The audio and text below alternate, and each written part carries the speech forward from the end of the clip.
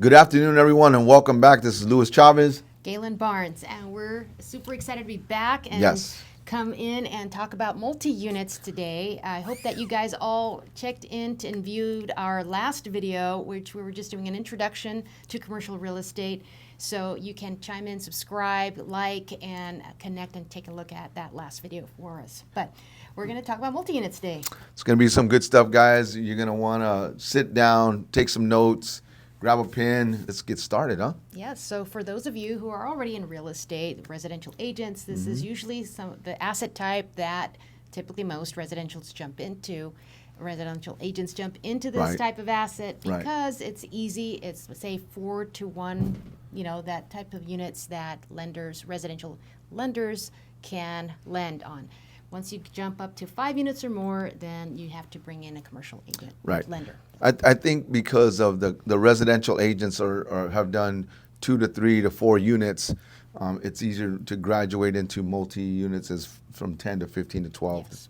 and higher up in those numbers, right? Right. So that's because the process of evaluating those are similar to doing a 3-unit or a 4-unit. Right. So today we want to talk about how do we speak with owners of these types of units Nice. and Let's get properties. into that. What kind of questions should we ask, and how do we start the process? When I'm prospecting, I definitely ask for pricing guidance. Like when I have them on the phone, I'm asking for pricing guidance, right? Is your property cash flowing? If you do decide you want to sell your property, how quickly do you want to deploy the capital, or do you want to just cash out? Right. Right. That's normally what I put into play when I'm on the phones. Right. And so if they are trying to move their monies into something else, moving into another asset, what does that mean? Are they trading into maybe doing a 1031 exchange Right. into another property, Right. a triple net property maybe that you may offer because it's much easier to manage? Finding what are those pain points, what are they working with, how are their tenants' situation? Are they still suffering from the COVID? Are they still having issues with, or maybe some of their units are not performing, the properties aren't performing. They Right. could own a portfolio of properties. So it's important to ask questions. Right. And I just, matter of fact, I had a coaching call this morning with one of my clients. We coach, by the way, yes. Yeah, we coach. But one of my clients, and he owns multiple multi-units, right? And he was asking me, so now, Louis, tell me what it would look like if I traded up, right? And we went through that whole process on it would look like to trade it up. Like he owns a 6-unit now, and I told him, look, let's take a look at a 10-unit or a 12-unit or a 15-unit and see what the pricing guidance does or what the pricing is, right? And then what it will take to sell his asset, which he's free and clear with, right? I believe his property, we went over the numbers, it was probably right around 1.6. Yes. Right, to see, and he's back in Jersey. All right. So it's important to, when you're running numbers, so I'm glad you mentioned that, because when we run numbers, what does that mean? We're sometimes running numbers on the spot, on the phone with some of these owners, some of these principals. Right. And so when we're running numbers, it's very important. 2 main things is you got to understand get the income and expenses from the principal owner of that property. Once you understand what the income and expenses is, then you can start working your way down to what the gross income is, what the net income is after you remove expenses, and then identify whether this property is cash flowing or not, Right. whether it makes sense or not. Right. So there's a gross number, guys, and then there's an expense ratio. But with our gross number and our expense ratio, so basically what happens is when you own an asset and you're grossing, like let's just say $1 million, you want to use an expense ratio of about 35% because that's going to include taxes, insurance, maintenance, trash, Property management. Property, if there is a property management, right? Yeah. But repairs, right? So we use about a 35% expense ratio to get to that net number or close to that net number, right? And then once we have that net number, we'll be able to evaluate that property. Correct. Sometimes you mentioned before that the year of the property is of consideration. It's an important factor. Why is that, Louis? So if you have a Class A property, which starts in 2000 and up, there's not so many repairs need to be done in 2000 from 2000 to 2023, right? So you go down to a Class C, a little more repairs. I mean, B and then a C. Once you get down to the C's, more repairs, right? So the expense ratio goes up. But then there's another one that has a master meter, right? So those are really older buildings, and we're talking like in the 20s and 40s, right?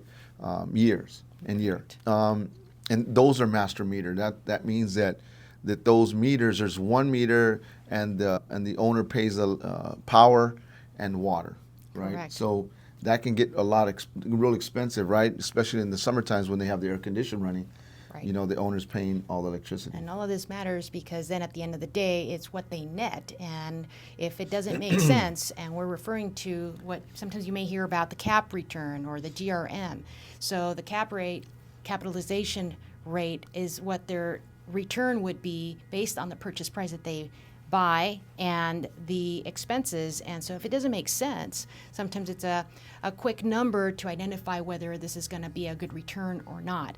Other investors or owners, principals may focus on the GRM, the gross rent multiplier. So how Right. quick will be getting their monies back based on the money they invest? How many Right. years will it take to get Right. their monies back? You know, and they want to know what kind of return they're going to get on their investment, right? What kind of return I'm going to get on my investment if I sell my multi-units, right? And is it going to make sense? Is it going to make sense for me to trade up, right? But look, this is exciting stuff. This is why we got into real estate, right? We got into real estate, and then we got into commercial real estate is because of the opportunities that we have for investing. That's right. The for ourselves. opportunities for investing are bigger. You know, the assets are bigger. They go from buying a residential property to buying a 10, 20, 30 unit building or even a retail center, right? So the opportunities are bigger when you get into the commercial space. Yes. Or the commercial real estate space, right? That's right. And you don't want to get intimidated, although you can start on a 1 to 2 units, maybe get into a 4-unit type of investment opportunity. But that's also going to show you and teach you how to jump into a 5, 10 unit, 20 unit opportunity and understand how that all works. Yep. So, never get intimidated by the opportunity. Yes, that you have in front of yes. And you know what's cool, Gay-Lynn, is don't be intimidated by prospect. When you prospect, don't be intimidated. You know, like when I started prospecting multi-units, the different asset types in the commercial space, when I first started in the business, I just went in and started calling, right? And started calling. And then crash and burns, I was learning. So don't be intimidated. Make the phone calls, right? Or reach out to us and we can tell you how to prospect, or we could help you through that process of prospecting, right? That's right. A lot of times it's just getting on the phone, asking questions. And when you start asking questions, the conversation starts to, just flow really easily. So sometimes it's just a matter of building those relationships. And many of these principals are so happy to share information because they would love to gather to see what you know. Right. What information can you help them with? Let them know what the market's doing. Right. Evaluate their property. They welcome that any day. Yep. So you'd be surprised how welcoming some of these owners are. Yep. And remember, guys, when you are prospecting, reach out and find some added value properties. Oh, yes. What is an added value property? Well, Gail? when we're talking about value added in terms of does that property, maybe the rents haven't been raised in a few years. COVID happened, right? And there's so many landlords that did not raise those rents. What is going on with it? Maybe half vacant. We haven't even touched the vacancy factor in some of these properties too. So there's a lot of different things. Maybe the units haven't been remodeled in years. Yep. So there's a lot of value add that could happen on a property. So understanding what the actual rents versus the pro forma rents, and we can touch that in another section, another time.